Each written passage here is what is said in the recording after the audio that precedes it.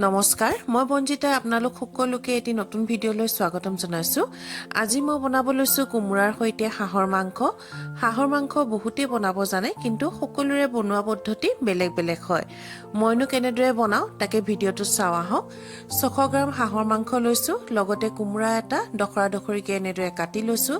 5টা পিয়াজ লৈছো 2টা আলু গুচাই লৈছো আৰু আদা নহৰু এনেদৰে খুন্দি ললো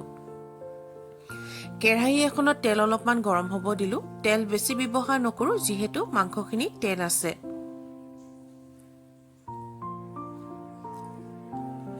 তেলখিনি গৰম হোৱাৰ পিছত তাতে মই কুটি থোৱা পিয়াজখিনি দি দিছো লগতে দি দিম খুন্দি থোৱা আদা নহৰুখিনি আদা নহৰু গুটিখিনি ব্যৱহাৰ নকৰো অলপমান ব্যৱহাৰ কৰিম আৰু বাকি অলপমান পিছলে থৈ দিম গুটিখিনি ভালদৰে এবাৰ লৰাই লওঁ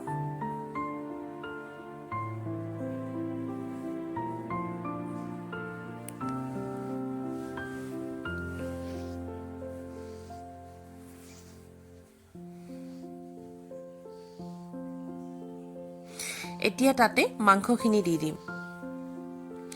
মাংসখিনি দিয়াৰ পিছত তাত দিম 1.5 চামুচ হালধি আৰু জোখমতে নিমখ দিম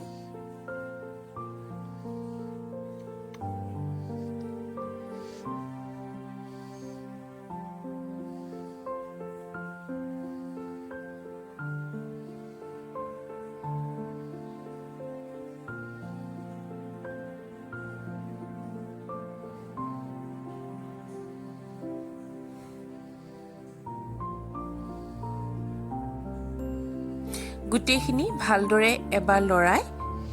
5 মিনিট মান এনেদৰে ভাজি থাকিম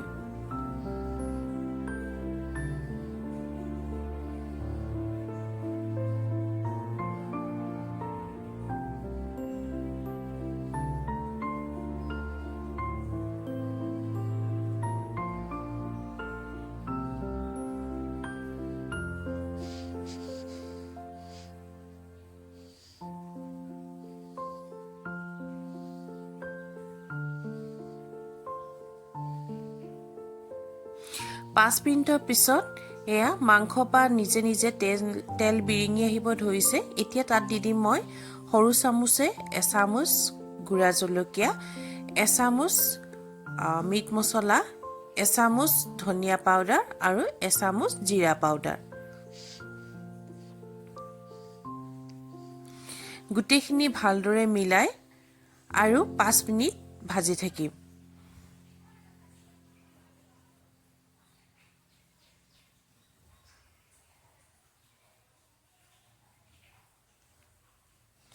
লগতে দি দিম 1.5 চামুচ জালুকৰ গুড়ি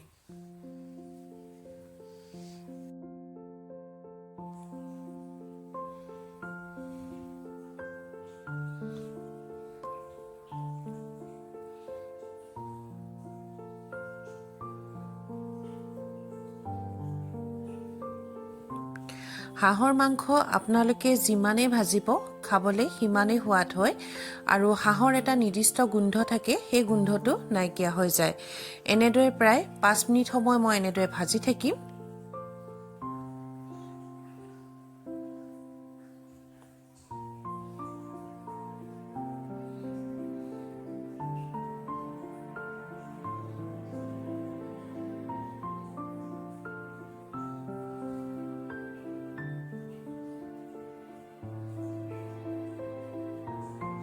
পাঁচ মিনিটৰ পিছত এয়া হাঁহৰ পৰা নিজে নিজে তেল বিৰিঙি আহিব ধৰিছে আৰু লগতে ৰংটো বৰ ধুনীয়া হৈ আহিছে এতিয়া মই তাত কাটি থোৱা আলু গিডখৰ দি দিম লগতে কোমোৰা গিডখৰো দি দিম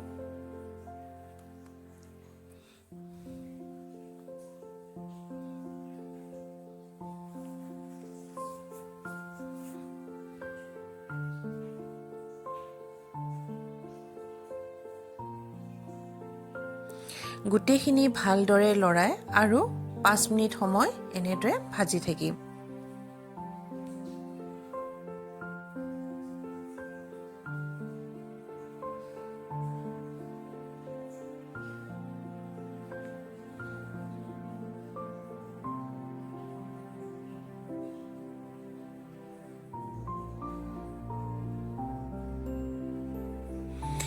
এতিয়া তাতে খুন্দি থোৱা আদা নহৰুখিনি দি দিছোঁ লগতে কেইটামান জলকীয়াও এনেদৰে ফালি ফালি দিছোঁ জলকীয়া আপোনালোকে নিজৰ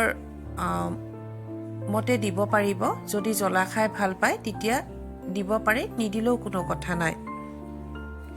গোটেইখিনি ভালদৰে এবাৰ লৰাই ললোঁ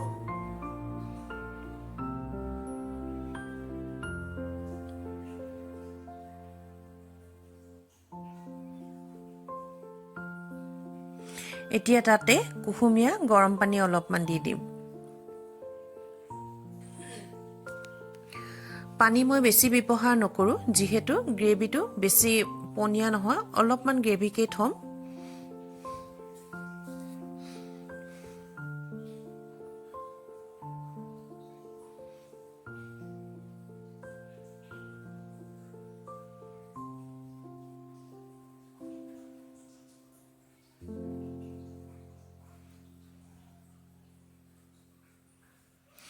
গেছৰ ফ্লেমটো হাই কৰি ঢাকনখন মাৰি প্ৰায় 10 মিনিট সময় সিজিবলৈ দিম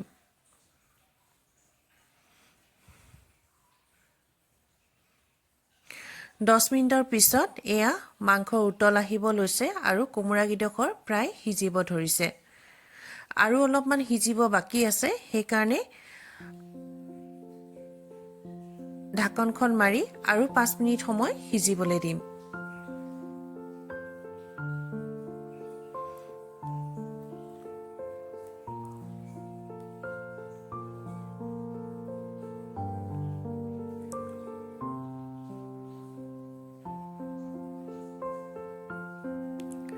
পাঁচ মিনিটৰ পিছত এয়া কোমোৰাগিডোখৰ ধুনীয়াকৈ জহি গৈছে আৰু মাংসগিডোখৰো সিজি গৈছে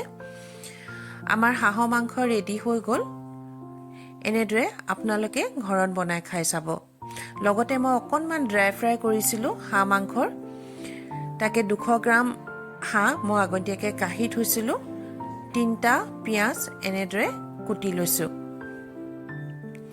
কেৰাহী এখনত তেল অলপমান গৰম হ'ব দিলোঁ তাতে প্ৰথমে পিঁয়াজগিডোখৰ দি দিছোঁ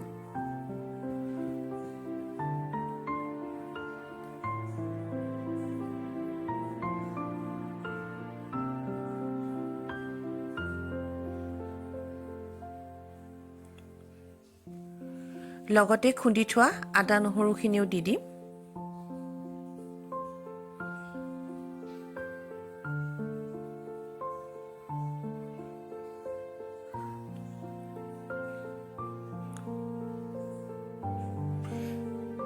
গোটেইখিনি ভালদৰে মিলাই অলপ সময় ভাজি থাকিম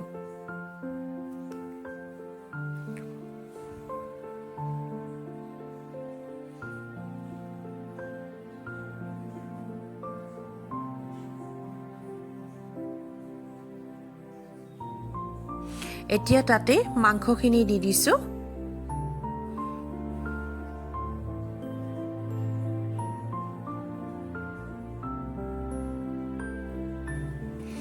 এতিয়া তাতে কাটি থোৱা জলকীয়াগিডোখৰ দি দিছোঁ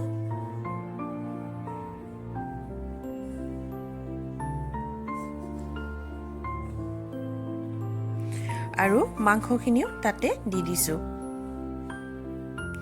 গোটেইখিনি ভালদৰে এবাৰ লৰাই ল'ম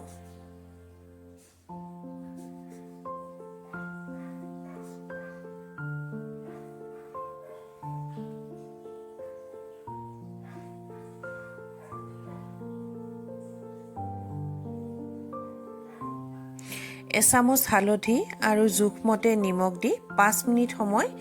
অলপমান এনেদৰে ভাজি থাকিম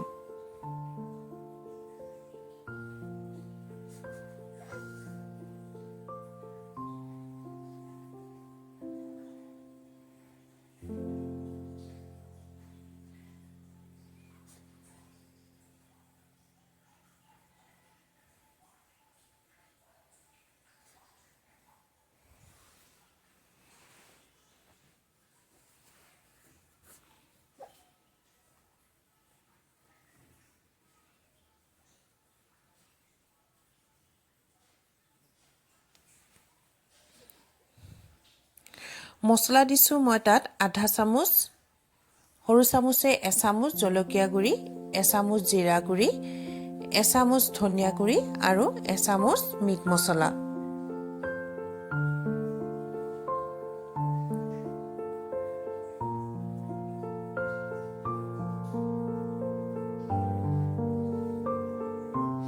গোটেইখিনি ভালদৰে এনেদৰে মিলাই লৈ আৰু 5 মিনিট সময় ভাজি থাকিম।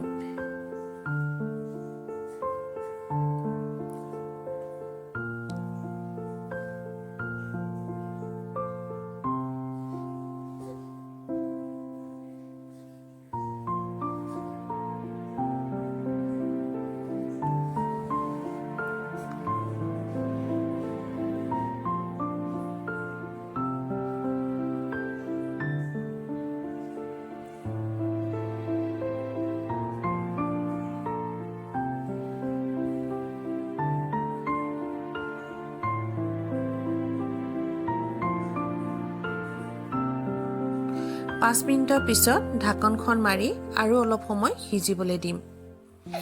গেছৰ ফ্লেমটো লো টু মিডিয়ামতে ৰাখিব।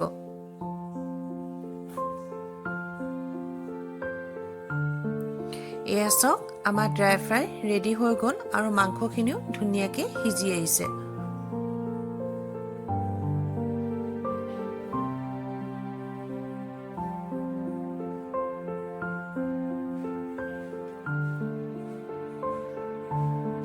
এতিয়া গৰমে গৰমে পৰিৱেশন কৰা সময়। আপোনালোকে এনেদৰে ঘৰত বনাই খাই চাব আৰু কেনে পালে জনাব।